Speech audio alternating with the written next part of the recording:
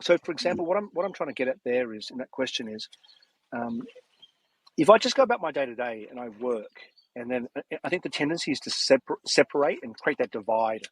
Like I'm now working, now I'm now playing with my friends, and so part of being intentional for me is to be aware that, hey, sometimes, Danny, you're gonna if you don't check yourself, you're gonna separate your life up.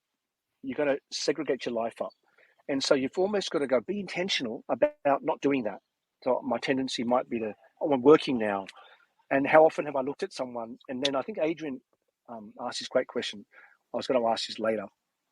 We'll ask this after this, but okay. I'll say it now, but we can ask it again later. Age might say, what would you do differently in that same interaction today if today you were intentional? So, for example, I might have met up with a couple of my friends surfing today, and I just played with them, mucked around, and had a good time, had a laugh, right?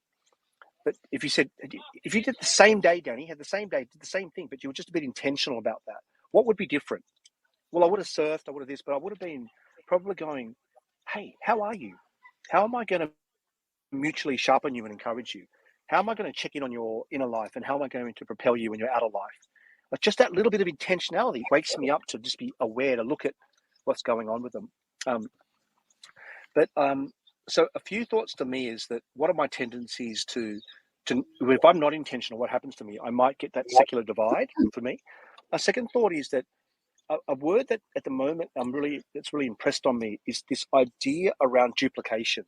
So even as we do what we're doing today, one of the reasons why we're doing this to me is that we don't necessarily need to repeat ourselves again and again. And we're just trying to get some sort of record of it. And guys, it's a pretty rough version. We know that, we recognize that. It's a very rough version of this, but we're just starting to try to iterate off some base of some of the values that we all hold, with a view that we can continue to improve it and that we can give it away to other people, help anyone can listen to it, add value to it. That's why we love to have a panel, because the more people that can input into these questions, the richer it becomes. That's why we miss our usual regular friends that come on with us. But together we're trying to learn this. We're being intentional about trying to duplicate something, and I feel that duplication, like you can say, it can happen in one conversation. I think, yeah, maybe, but the reversion to mean is very high. People have a conversation with you, it was impactful, but whatever is the tendency to mean, they're going to go back to that. So what can you do that is deeper than that? It's impactful, bigger and beyond myself, and bigger and impactful beyond yourselves. And I feel like the call to make disciples, and part of that push to just grow and duplicate, that's the big word I'm thinking, is how do I be intentional about that idea? Hey, Kinsen, brother. Yo. Hey, guys. Um, Maybe turn this light on so it's a little bit. I'm not casting shadow. I'm gonna flick that back to you guys now, but just that. So the question is, what does that mean for you in your day-to-day life as a Christian, being intentional? What are some of the words or concepts or things that you're thinking about to ensure that you're remaining fragrant and having impact out there? Over to you, Deb, and then over to Kim, and then you lead it. I'm going to be driving. You lead it. Okay, cool. Yeah, look, you mentioned a word, Danny, just then, duplicate. I think that's a big one that we're starting to really flesh out, and almost like, what is the purpose, or what is one of the greatest privileges as a Christian in, being a follower of Jesus? Not just that we can, see him, come to life in our own lives and live our lives to the fullest the way he designed us, but also that we can impact others and make disciples. And so, with that language, but this new word of duplicate, like if there's anything that I could do in my life, or, if we think about, when our life is finished, that we look back and go, what did I do that was worth it and that had so much value that could, span to eternity? It's our ability to duplicate Christ in our lives to somebody else. And I had this chat with Danny earlier about about when somebody has been intentional and has impacted your life. It takes two to tango for that to have a ripple effect. And I think about this in terms of, even Kinsen with you, or when we have these chats, or, when there's people in your life that actually that you resonate with, or there's something that brings new revelation. If we think about when we sit in church and listen to a sermon that has really kind of deeply spoken to us, the fruit of it should be shown in our own lives. There should be something that changes or shifts or transforms us because of the word of God. And then the next level is it actually going to overflow out of you to that you would then you would then impart that to somebody else, because it's like good news. And I think for me, like a couple of those examples recently, one was very good friends of ours who live overseas and do crazy mission work and have for decades now. Sometimes they come back and it's always an intentional thing that we meet up, even if it's like for an hour, and we just have a coffee and just talk.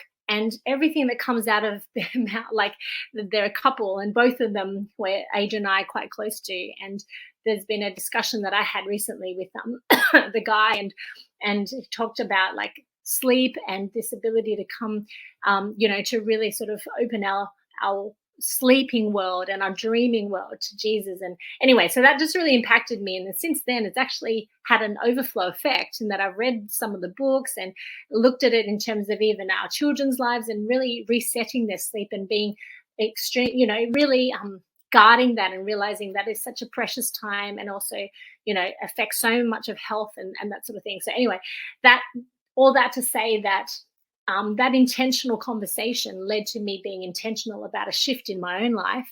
And then since then, I've had ongoing conversations with other people about how much it's impacting me and our family. And so I feel like this duplication is the fruit of intentionality when Christians and as brothers and sisters, we actually continue that ripple effect. So I wanted just to, ask for Kinsen, do you feel, do you have any examples of that, or do you feel like, this is my first thought is, I think I've mentioned my mentor several times. So one of the things he had done was kind of impress upon me the fact that, as lay people, we had the responsibility to minister to people, right? It's very different because I think the church has a tendency to have tiers, right? It's like, oh, you're a full-time professional minister, right? I'm just a congregant, right? But that wasn't really what the New Testament church was made up of, right? There wasn't seminaries that the apostles could go to, right? I mean, like it was made up of all lay people, and so I think because he had said that, one time somebody who was, so I was like, so just to lay some context, I was a leader of my like young professional fellowship, right?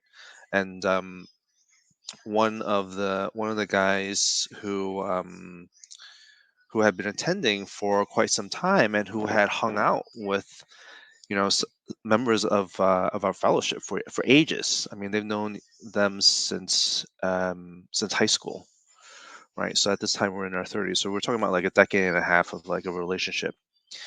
And he was, so his name was Kevin. Kevin comes up to me and he goes, Kinsen, I don't understand what is going on in Bible study, right? And I had probably I had two choices, and I would have said before I met my mentor, I probably would have just palmed them off. I'd be like, well, you should talk to the pastor. That would have been the pat answer, right? That would have been the answer. That would have been like, it's not my job to teach you the Bible. That's like, it's a professional's job to teach you the Bible. But because I had just come off this just being hugely influenced by my mentor, I was like, well, Kevin, why don't you come over? Right. We'll just go through it one-on-one. He didn't feel comfortable kind of like asking those questions in the group.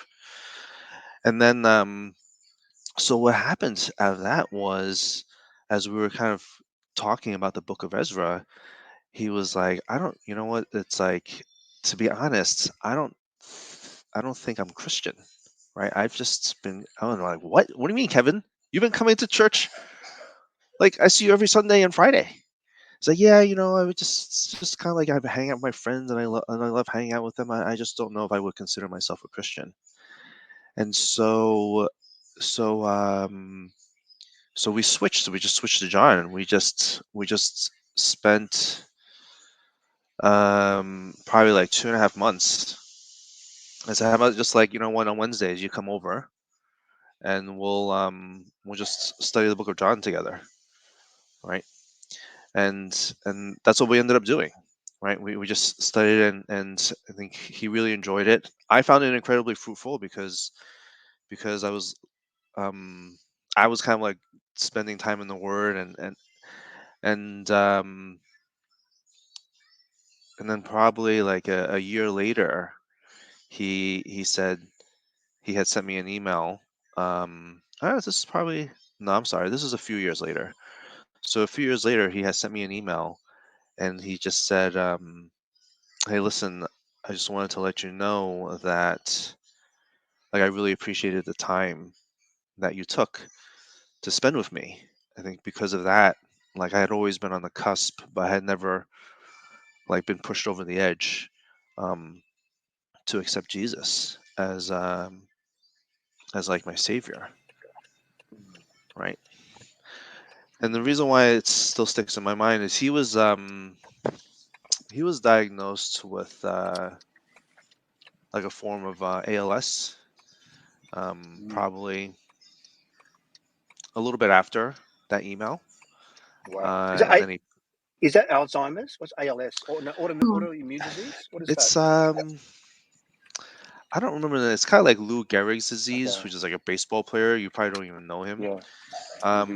I think it's the kind of disease where it's like your nervous system shuts down in Yeah. stages, Gotcha. right? And Yep. and so he passed away. He was just Wow. probably 33, 34. Wow. That's impactful, man. At that point. And I just think back, like when I read about him passing away, it made that's the first thing I thought of when I think of intentionality. Yeah. Oh my gosh. Right? Because when we kind of talk about like our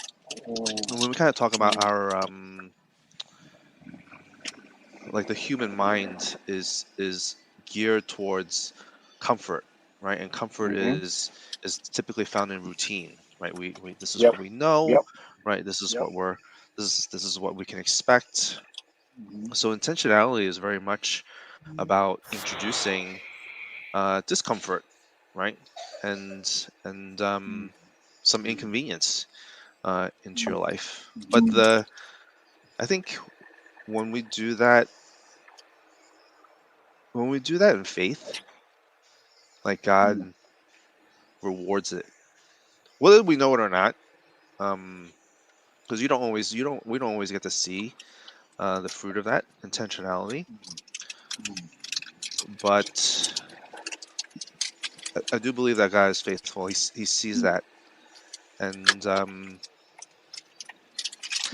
you never know. You might just be like, saving someone